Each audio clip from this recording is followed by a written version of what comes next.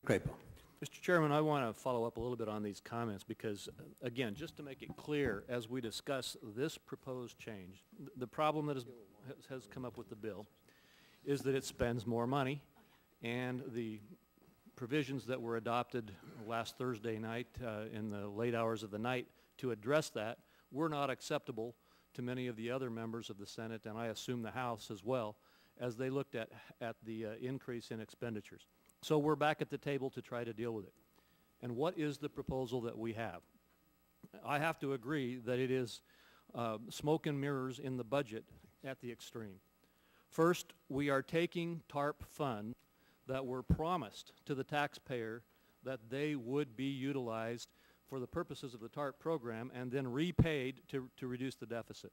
And in response to my question earlier about wasn't it the case that the TARP funds were to reduce the deficit, the answer was yes, these funds are going to be used to reduce the deficit. Well, they're going to be used to reduce the deficit after this bill has increased the deficit, and they're going to be used to partially repay the increase in the deficit that this bill has generated. That's not what we told the American people. We didn't say, you know what, we'll use these TARP funds to reduce spending that we're going to do in the future. We said we'll use these TARP funds to reduce the deficit when they come in, not to offset other federal spending. But that's exactly what's being done with these TARP funds. They're being used to offset new spending. And that is exactly in violation of what we promised each other and the American people when TARP was passed. Secondly, with regard to the Deposit Insurance Fund, simply increasing the premiums in the Deposit Insurance Fund will increase the fund available for the Deposit Insurance Program. And those funds are intended, it's in my mind, you'd treat it like a trust fund.